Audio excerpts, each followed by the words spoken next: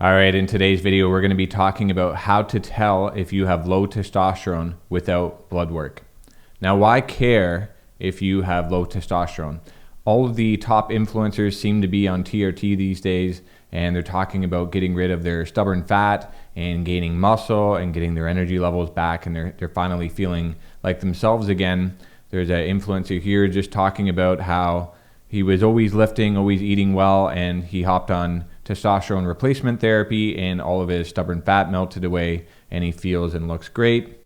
There's another influencer here talking about when he hopped on testosterone replacement therapy, his face changed, so the brow shape and his jaw width, and he feels great now. And there's all these other influencers like Clavicular who have been on testosterone since they were 14 years old to maximize bone growth and maturation and all these other things. And there's a problem with that because I don't think we should be relying on pharmaceuticals just to get through our day-to-day life. I think these men have noticed that there's a low testosterone crisis going on, and they're looking for a solution that works reliably and is easy to do, and TRT is one of those options. I don't like it because you're now depending on these pharmaceutical companies to live your life, and we haven't actually fixed the main problem that's causing the low testosterone crisis. Now, it's easy to understand why men want high testosterone. It's a sexually dimorphic hormone. Women do make some testosterone, but it's in very low amounts. And for men, it's going to cause larger cheekbones, a larger chin, a lengthening of the lower face, a forward prominence of the eyebrow ridges. It's going to change the way that you look, and it's going to change the way that you feel. Testosterone in this study makes men stop virtue signaling, so they're more likely to tell you what they think about things. Testosterone makes men stop lying. Our results show that testosterone administration substantially decreases lying in men, so it makes you more willing to take the risk of telling the truth because you feel like you can handle it, any repercussions that can come along with telling the truth. Low testosterone is also linked to dying, fatty liver, diabetes, heart disease, and more. So there's an issue in the body, and one of the ways that our body responds is to lower testosterone. And so if we can fix that, then we can raise our testosterone levels again. Low testosterone is linked to erectile dysfunction and prediabetes. So there's something wrong that is happening. Low testosterone is linked to low levels of muscle mass and stubborn fat gain. Quote, testosterone appears to be the central hormone involved in the development of sarcopenia. It increases both muscle mass and activates satellite cells, leading to increased muscle function. So this explains why the men who are hopping on these pharmaceuticals are seeing this growth in muscle mass and this reduction in stubborn fat. And they're right, there's a problem. Testosterone has been dropping for decades and it's getting worse. So decade after decade, the average levels are dropping. And we're even seeing in this paper, there's a 20% deficiency in young adults. So that doesn't mean a testosterone insufficiency where the levels are a little bit lower than we'd like. This means a clinical definition of deficiency. A deficiency means that they don't have enough of the hormone to complete the roles that their body needs it for. That means they don't have enough of the hormone to complete their daily tasks. They aren't finishing their maturation as they grow up. They don't have enough of the testosterone to help with daily decision making and personality changes like risk taking, all these things. And in a paper from 2010, researchers did a survey online looking at people's symptoms, and they found that 80% of men doing their survey would benefit from taking testosterone replacement therapy. So this isn't a problem that's just isolated to a few men. This is a systemic problem that is affecting all men, and we need to figure out what's going on. Now, the reason why I don't like pharmaceuticals is there isn't a single medicine that does not have trade-offs. There will always be some sort of trade-offs. Yes, taking testosterone replacement therapy may come with some benefits that are easy to see, such as gaining muscle mass and losing stubborn belly fat, but you haven't actually fixed the problem that caused the low testosterone in the first place. And so every medicine is going to have its trade-offs, Maybe this burns out some sort of enzymes in the body that slowly wears down the body more quickly. It starts to hurt your tendons. It starts to cause heart disease problems. We're not sure, and we don't really know the long-term side effects yet. I just don't like the idea of needing to inject a compound into your body just to become functional. I think if we can solve the problem at its root cause, not only would it help all men, but it would help their kids, and it's going to solve a lot of other problems at the same time. In this paper, they exposed volunteers to bacteria and it dropped their testosterone. Inflammation, both acute and chronic, is associated with testosterone deficiency, raising the possibility of a direct causal link. Recently, we hypothesized that this endotoxin exposure may cause androgen deficiency in obese men.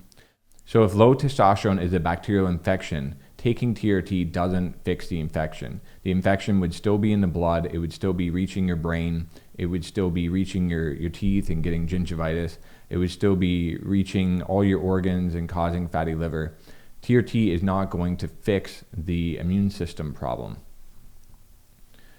Here's another paper. Helicobacter pylori is associated with lower androgen activity among men. Helicobacter pylori could modulate androgen production and thereby affect health because androgens and similarly endocrine disruptors may play a role in chronic diseases. So again, if we don't fix the root cause, our body is still not going to be functioning well and we're going to be riddled with all of these problems. It's better to fix the root cause. So with all that said, how do you know if you have low testosterone without doing blood work? Blood work is the standard. I personally don't like blood work. I've done a lot of blood work in the past and I don't feel well after. Quote, education of physicians and nurses about the potential risk of anemia as a consequence. And this could be a problem, especially for those who have cardiovascular disease, because you're removing blood out of the body that it worked very hard to produce healthy blood. I personally don't like it, and so there are other things we can look at. But if you do want to do the blood work, make sure that you do it in the morning and be aware that there's a seasonal variation in testosterone. So what that means is at the end of summer, which is linked to sunlight, like in the August, September area, your testosterone will be highest. And in that March, April time, it's going to be the lowest. So if you're going to be testing yearly, that kind of thing, make sure you try and do it in the same season. All right, so here's how you can tell without blood work. So here's a questionnaire as part of a study. It has a very high chance of being accurate. So if you answer yes to question 1 or 7, you most likely have low testosterone. And if you answer 3 of any of these, then you most likely have low testosterone. So the main question there is, do you have a decrease in libido, your sex drive? And number 7 is, are your erections less strong? If you answer yes to either of those, there's a good chance you have low testosterone. So I'll just run through those questions quickly. Do you have a decrease in libido? Do you have a lack of energy? Do you have a decrease in strength and or endurance? Have you lost height? Have you noticed a decrease in enjoyment of life?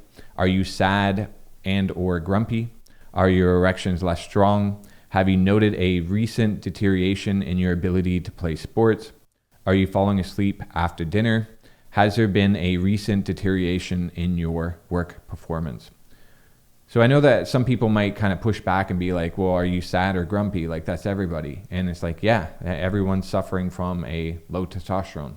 There's a problem going on in society and it's affecting most men. And this is a serious issue that we need to solve. So aside from that questionnaire, the other thing that you can do is pay attention to symptoms. Common symptoms of low testosterone include sexual dysfunction, low motivation, poor concentration or memory, hot flushes or sweating, infertility, reduced body hair, gynecomastia, reduced testicular volume, obesity, especially around the belly, or reduced muscle mass, anemia, and reduced bone density. Here's from another paper, testicular atrophy, bone loss, osteoporotic, all that kind of stuff, loss of facial and pubic hair, mood changes, fatigue, muscle aches, poor memory. So you can pause that and take a look at all those different symptoms. And so ideally what you would want to see is for these symptoms to reverse. One other thing that I like to pay attention to is, according to this paper, higher testosterone is linked to having a lower frequency in your voice. Now, I don't have the lowest voice, but I used to have a much more nasally voice. And as I've worked on my health and trying to improve these things, I've noticed that my voice has lowered a little bit. So that may be also something that you want to pay attention to. All right, so in summary, low testosterone is a real problem and it is affecting most men. It affects everything from our brain, our bone, our heart health, our personality, our muscle mass, the level of stubborn fat that we have around the belly. And testosterone replacement therapy, it might be a tool that you can use if you're a very elderly person, but it's not going to fix the root cause of low testosterone. If that is a immune system problem or a bacterial infection, it's just going to be covering up those symptoms and not allowing the body to heal. And it may be burning out some sort of enzymes and all these other cofactors and make you feel worse in the long run if you ever tried to taper off of it. So my take is that we should be paying attention to symptoms of low testosterone and looking for a reversal of those. So if you want more information, you can watch some of my other videos. Lots of things will boost testosterone naturally, such as time outdoors, raw honey, saturated fats, coffee, and many things will lower it, such as fluoride exposure. So there's a lot that we can do to fight against low testosterone by boosting things that are going to help our body and avoiding the things that are going to hurt our body. And we need as many men as possible that are trying to fix this problem naturally so that we can pass on a healthy society to our kids and resolve a lot of other suffering. Diabetes, heart disease, cancer, all these things are linked to low testosterone. So I think if we can figure out what helps to boost testosterone, we're going to solve a lot of other problems at the same time. All right, that's it for now. Thank you for watching, and I hope I'll see you in another video.